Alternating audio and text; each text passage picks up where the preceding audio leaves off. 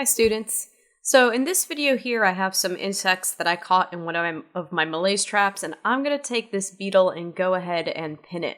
First thing I'm going to do is use a little bit of paper towel to dry it off. Now this insect came out of alcohol that I've stored for about a month. Yours will be a little bit fresher. Mine's a little bit on the stiff side. But as you can see here, I'm trying to get it into position to pin, and honestly, sometimes the best thing you can do is to just hold it down with your fingers. That's relatively safe to do. This is a dead insect. Yours have been frozen. There's nothing alive about them.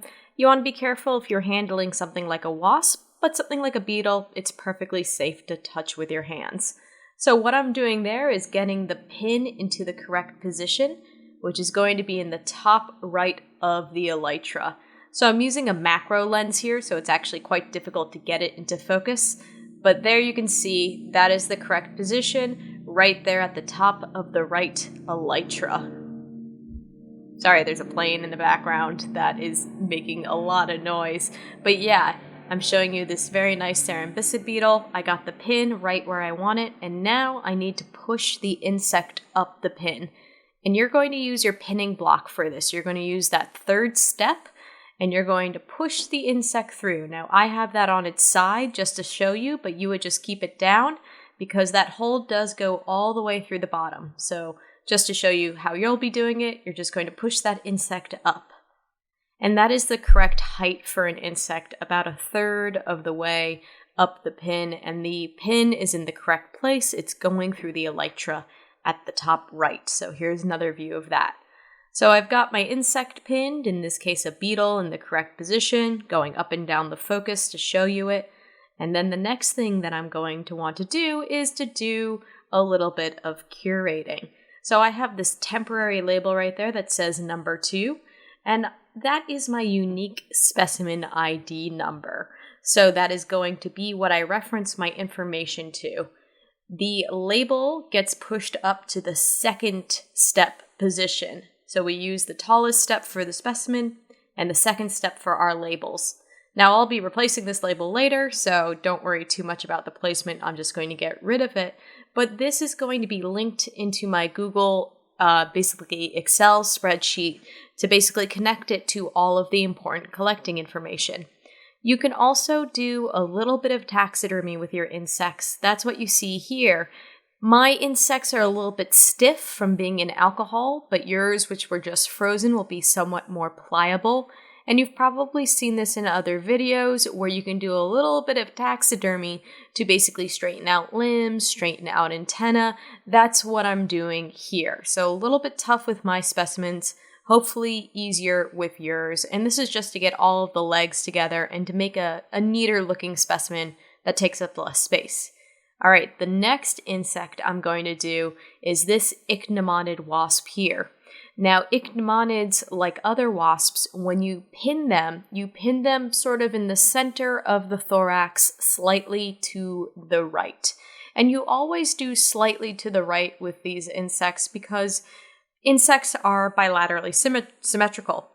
So if you were to pin it perfectly in the center, what would happen is that you would ruin both sides of the insects. So you pin it slightly to the right of center. And this is going to be true in most insects. The exception are going to be things like the Lepidoptera. It's just with the Lepidoptera, which are the butterflies and moths, that you do pin them exactly in the center. So here I'm holding that insect in my fingers, and I'm trying to get it so that the pin is perfectly straight up and down. You want a pin that is perpendicular to your insect's body. And what I'm going to discover here is that that pin is not perpendicular. You could see that it's at that angle. You don't want that. So in some instances, like I'm doing right here, you can actually start over, although it's generally recommended that you pin the insect perfectly the first time. I'm actually having a surprisingly amount of difficulty pinning these insects because my arms are stretched out about a foot in front of me, which makes it much more difficult to pin than what I would usually be doing, but it's for the sake of making this video. So yeah, I'm repositioning my insect to try to get that pin perpendicular, and you can see I do it there. So, moving on a little bit, I'm going to push my insect up to the right position, which I've already done. The pin is perpendicular to the insect body. And I'm going to go ahead and put that in my pinning sort of styrofoam. And I'm also going to add one of those temporary labels. This one says the number 3, and that is going to be connected to the Google Doc spreadsheet that is going to be shared with me, your instructor. All right, our next insect we're going to pin is this robber fly here, which belongs to the family Acylidae. They're quite common in my Malaise trap samples. And again, you want to aim for slightly right of center of the thorax. So I'm going to try to get that here. Again, holding the dead specimen is often the easiest way to do this, especially when they have very long legs. So I got that right there. My pin is nice and perpendicular. And I'm going to push it up in that tallest step of my block. And there you can see a nice view if my fingers aren't in the way. Got your nice perpendicular pin, pushing it up to the correct height. There's just the end of that beetle from before. And then temporary label as well. And this is that unique specimen number that is unique to every specimen. And I'll show you what you do with those unique specimen numbers in the next little segment of this video. Okay, so this is where those unique specimen numbers come into place. So each of you is going to make a Google spreadsheet that you're going to share with me, and the first column is going to be the unique specimen numbers.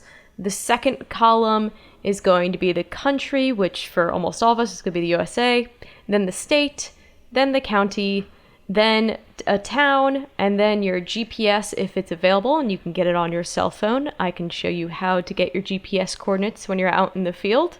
I'll send a video around or something like that. And then any other identifying information for your locality, if it's your yard, where some more specific information, a park that you're in, something to give us some more information, the method by which you caught that insect. And then you're also going to put the date, very important. And you're also going to put some taxonomic information, and it's okay if you don't know that right now. You have order, family, and some of you might even get down to genus and species. So basically, you are going to put your locality information that goes with each of those unique specimen numbers. So I'm going to put down some specimen numbers here just to get started, and then obviously, mostly these specimens were collected in the USA, so I just fill out USA there, and then they're all from New York, so that gets filled out there. Let me just correct this. Yep, New York. I collected these in Queens County, and I know you only saw me pin 3 insects, but I actually originally had 4 insects. You saw unique specimen numbers 2, 3, and 4. So these are from Queens County here, so I'll just fill that out in a second. And then for town, I technically collected these in Flushing, or close to Flushing, at least. I didn't have the GPS on me at the time. I can fill that later. I do have those. But again, for other location, if you collected these in a park, that's where you want to put the park name. If you collected these in your backyard, you don't have to put your address, but you should put something that gives it a little bit more information, like maybe a housing development or a community. I collected all of these in Malaise trap. Most of your specimens will be sweeping or yellow pan trapping, but for me, it was Malaise trapping. And I happen to know that these are Coleoptera. Now, the only thing I didn't do in this video, kind of weirdly enough, is that I forgot to put the date, but the date is very important. That is something that I have, so I'll go back and fill these in afterwards. But like I said during the video, I had one Coleoptera that was from Cerambycidae, another Hymenoptera that was from Ichnumotted, and a Diptera from Acylidae. After you do that, you're going to go ahead and share this file with me so that I have the ability to access it. Now I'm going to go ahead and put that date back in there. So you want to put in your locality information and your date information, and most likely you'll get around to doing the taxonomic identifying later, but at least you have that locality information put down with your specimens.